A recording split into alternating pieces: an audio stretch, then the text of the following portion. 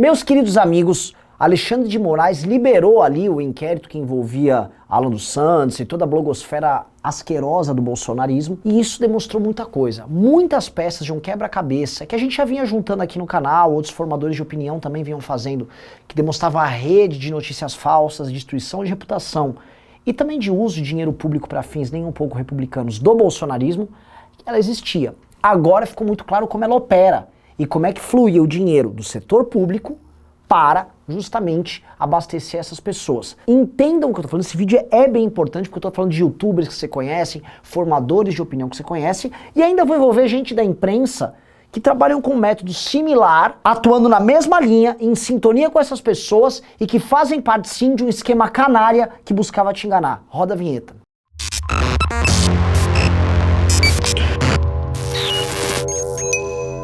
Antes de continuar, peço pra você, se inscrevam no canal e se inscrevam no Telegram do MBL. Queremos montar o maior Telegram da terceira via para construir a alternativa. É t.me/mblivre. Tá legal? Se inscreveu? Tá feito a inscrição? Outra coisa, hoje eu vou testar uma coisa que eu testei no fim de semana. Eu vou fazer uma live hoje à tarde aqui nesta terça-feira no canal, uma live com notícias do dia, arrematando tudo o que aconteceu, e ela vai ficar no ar. Vamos ver, se funcionou pode ser um produto novo aqui no nosso adorável e varonil canal de YouTube, então vamos ao que tá rolando, tá? Veja só, vazou, tem mais de 1000 páginas, tá? O inquérito, onde tem o material apreendido com Alan dos Santos, com essa turma toda, com toda a turma que foi alvo das buscas e apreensões da Polícia Federal no inquérito das manifestações antidemocráticas organizadas pelos bolsonaristas.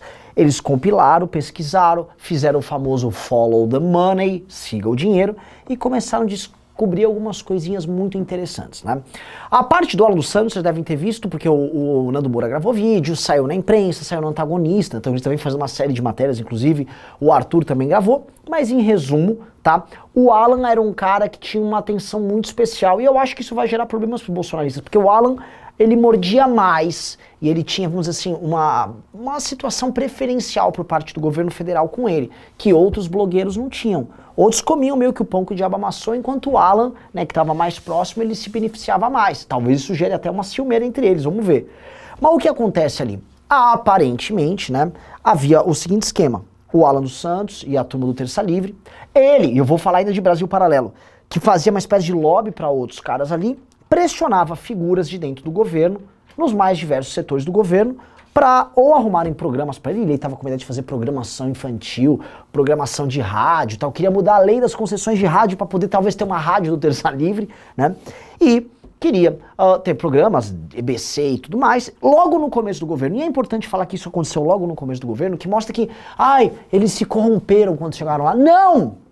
Eles sempre pensaram isso. A linha deles sempre foi a linha golpista. A linha deles sempre foi mamar nas tetas do governo para estabelecer um projeto de poder exatamente nos moldes do PT. O que esses caras faziam é igualzinho o que o PT fazia.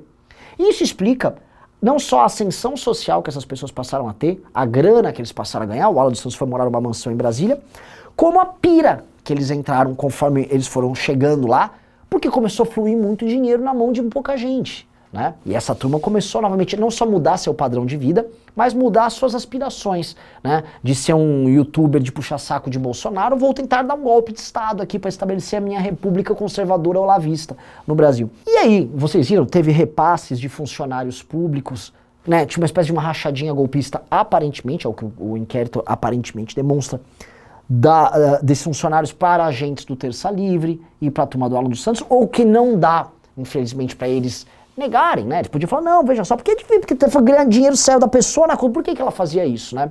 E eu faço um parênteses aqui, estas mesmas pessoas que faziam esse tipo de prática, já em 2019, acusavam nós do MBL de fazermos isso. Foi a acusação que eles mandaram através de um perfil falso para o Ministério Público de São Paulo e que organizaram uma operação, vamos prender o MBL e tal, e não descobriu nada, porque não acontecia. Só que os caras, né, a pessoa querendo medir, o famoso vou medir você pela minha régua, né? Eles falaram, olha só, se a gente faz isso, é óbvio que o MBL deve fazer isso lá com o Dória e com a turma, e não rolou, né? Aí ficou uma situação complicada, porque com vocês rolou.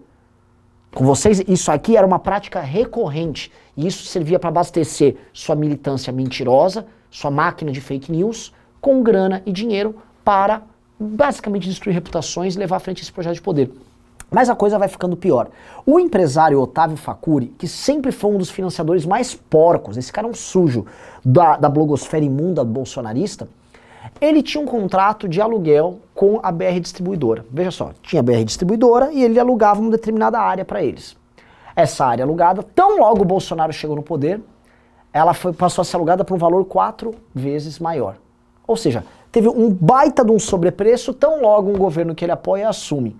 Ele, nesse instante, ele continua apoiando e, vamos dizer, revertendo o seu apoio para essas iniciativas políticas e mais, ele começou a dar ainda mais dinheiro. Porque o começo de 2019, ou seja, logo após o Bolsonaro entrar no poder, iniciativas ligadas ao Facuri começaram a florescer. Movimentos, grupos, sites, blogs, formadores de opinião. Esse cara também opera de fora do Brasil e fica naquele jogo lá. Esse cara também está sendo investigado. E ele é uma das fontes que demonstram que o bolsonarismo, né, não ficou só ali com o Alan dos Santos, mas que o bolsonarismo foi criando vias alternativas para financiar seus influenciadores. Isso explica também porque no começo de 2019 começou a pipocar muito perfil falso. O número de perfis falsos que operavam para o bolsonarismo lá na época da eleição, em 2018, era 1. Quando esses caras começaram a operar com mais dinheiro, que ficou demonstrado agora, isso, assim, quintuplicou, isso multiplicou demais. E isso foi percebido.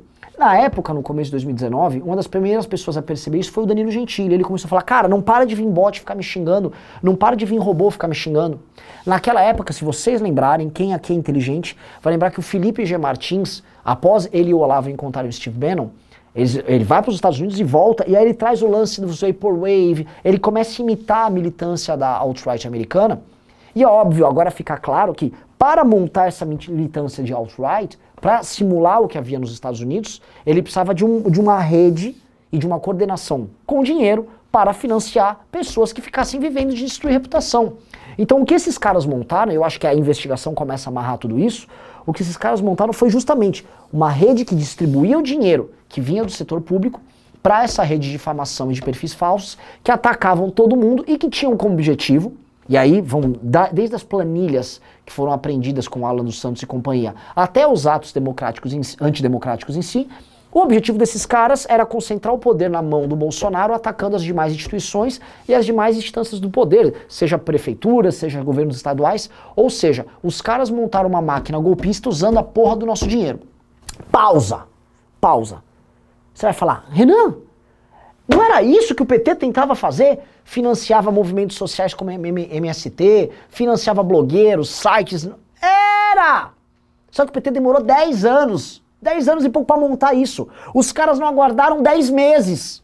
Na verdade, no caso do Facuri, eles não aguardaram nem 10 dias. Logo que o Bolsonaro entrou, ele tentou dar a porcaria de um golpe de Estado. E aí eu volto a falar da nossa participação na manifestação no dia 26 de maio. Porque quando o MBL falou, nós estamos vendo aqui que isso aqui tem um intuito golpista, tacaram pedra no MBL. O bosta, e eu volto a repetir, o bosta do Caio Copano, que vem com aquele jeito, olha, presta atenção, tá? Olha só, o MBL foi contra a manifestação do povo, né? Ele que fica repetindo isso, o bosta do Caio Copano, ele tem que entender que ele, no caso dele, é involuntário, né? Efetivamente, para apoiar a reforma, bastava já fazer a manifestação junto no mesmo dia que o MBL, dia 22, já vai organizar. Na boa, pessoal, se a pauta é a mesma, que diferença faz quem convocou a manifestação? Mas tirando de lado a disputa por holofotes nos movimentos de rua, o fato é que o MBL não aderiu à manifestação histórica de 26 de maio e, pior, fez campanha de boicote nas redes sociais e na imprensa. Ele serviu a isso involuntariamente, só interessado nos likezinho pro Boletim Coppola, likezinho, quero like, né, o Copano? Mas o que aconteceu foi muito claro ali. A gente anteviu algo, na época o Danilo Gentili viu, André Guedes viu, vários formadores de opinião começaram a perceber, e quem botou a cabeça para fora e falou, o rei tá nu, isso aqui é uma armação. Meu irmão, estão te enganando. Apanhou demais. Nós fomos cancelados na direita ali, mas depois nós nos provamos certos. E boa parte da direita rachou, e quem fica ainda no governo, ou que é like dessa gente, ou tá recebendo grana nesse esquema. Que foi um esquema de grana ilegal montado, volto a repetir, para dar golpe de Estado. Agora eu vou juntar isso, olha assim, as peças estão se juntando no quebra-cabeça, vamos juntar isso com a pandemia. O que foi descoberto agora na CPI, que ficou claro e já é consenso na CPI? A montagem de um gabinete paralelo, eu volto a repetir, montagem de um gabinete paralelo para administrar a questão da pandemia. Aí tinha Abraham Weintraub, tinha Olavo de Carvalhos e toda esta mesma turma. Uma mensagem do executivo, não ter a cara do Weintraub, do Arthur, que talvez fosse importante se montar um grupo que a gente poderia ajudar eu não vou fazer parte desse grupo, não sou especialista em vacina, mas eu gostaria de ajudar o executivo a montar o que se chama de um board, que nem tem nos Estados Unidos, como se fosse um shadow cabinet, esses líderes não precisam ser expostos a, digamos assim, a popularidade. Que tentavam criar uma tese alternativa, com cloroquina, com tratamento precoce, com imunidade de rebanho, só que não era esse o objetivo do Bolsonaro, é por isso que aquele pessoal burro da CPI não consegue entender que o Bolsonaro queria fazer é, eu tenho esta alternativa aqui, não importa se ela funciona, porque o meu objetivo não é a imunidade de rebanho em si, o Bolsonaro não tá ligando pra imunidade de rebanho, o objetivo dele é falar, eu não concordo com o que os governadores estão fazendo, porque do outro lado, eu vou tacar as pessoas contra os governadores e os prefeitos, contra o STF, contra o sistema, pra concentrar poder e tentar meu projeto golpista. E isso foi apreendido com o Alan dos Santos. Então o gabinete paralelo que cuidava da porcaria do Covid, ele era articulado com o governo paralelo, que é o governo paralelo do grupo olavista, do grupo ideológico, é o grupo que foi pego agora. Que agora estão igual umas galinhas nos Estados Unidos, cacarejando ali, como é o caso do Alan dos Santos. Olha só, lógico, montado na grana, né? Aí fica fácil, vou cacarejar aqui com o meu estúdio montado. Foi isso que aconteceu. Então, eles se aproveitavam de uma turma gerando crise na questão da pandemia, para na crise conseguirem um momento para fazer essa sublevação popular que eles tanto falavam, que eles tanto investiram, que tanto dinheiro rolou. Então eles montaram esta operação, que foi uma operação muito coordenada, uma operação que envolve desde o gabinete paralelo da pandemia até o gabinete do ódio da turma do Alan dos Santos, que inclusive não dá para negar, eles se referiam de forma irônica, né, na casa, a mansão do Alan dos Santos como o gabinete do ódio. Isso está tudo interconectado. E essas são as peças do quebra-cabeça que precisam ficar claras para todos vocês que estão assistindo, porque se vocês não entenderem isso, e se vocês não vão ver na CPI, porque é um bando de ladrão lá na CPI tentando achacar o governo, isso não vão ver lá, isso também não vão ver nos analistas políticos da imprensa, porque, sinceramente, a imprensa é fraca, a imprensa é tosca, a imprensa tá louca pra dar uma lacrada. E não vão te passar exatamente o real mapa do jogo. Nós passamos esse mapa já em 2019 pra você. E aí, né, finalizando o cenário, e como é que ficam os outros passapanistas da imprensa, Renan? Ora, se havia um financiamento ilegal, criminoso, para abastecer essa rede de blogueiros e formadores de opinião, havia um financiamento legal, através do que havia disponível, SECOM e tal, para veículos de imprensa e formadores de opinião que operavam para o governo. Eu vou citar aqui rádios, vocês vão pensar algumas aqui, posso citar redes de televisão que são extremamente governistas, posso citar a Record, que estava ontem mantendo viva a mentira do TCU que o Bolsonaro soltou, mesmo o TCU tendo derrubado, tá? Mas eu posso citar coisas um pouco mais sutis, por exemplo. Eu posso citar formadores de opinião como Caio Copano, que ganha lá uma bagatela, ganha algumas dezenas de milhares de reais para ficar mentindo para as pessoas na CNN, eu ao menos ganhava, de uma empresa, CNN, cujo dono, o Rubens Menin, tem muitos contratos Minha Casa Minha Vida, ou seja, se beneficia diretamente do governo federal. Me parece uma relação muito parecida e uma forma muito parecida de atuação para que você consiga angariar o apoio dos veículos de imprensa que ele controla e em troca ter seus formadores de opinião defendendo a mesma coisa que essa galera, vamos dizer assim, essa galera mais guerrilheira ali, né, também muito bem bancada com dinheiro público, operava. Muitas dessas pessoas falavam a mesma linguagem, seja na imprensa oficial, seja no blog, seja na bagunça geral. E o que eu digo para vocês, o que aconteceu foi muito mais articulado e muito mais perigoso do que as pessoas estavam imaginando. E mais, quando você pensar agora o que era o governo Bolsonaro e por que ele não foca no que é necessário, é porque toda a energia dele estava gasta nisso. Se você olhar, era uma operação complexa, complicada, uma engenharia que envolvia múltiplas instâncias para abastecer um golpe de Estado. 500 mil pessoas morreram até agora por conta dessa maldade, dessa ingerência na pandemia, para novamente abastecer esse plano. Se o Brasil não é administrado por psicopata, se você não entender isso, meu irmão, você não tem que entender mais nada. Vai ser igual aquele bando de prostituta do mercado financeiro que fica, a bolsa vai subir, vai Guedes, foguete não tem ré.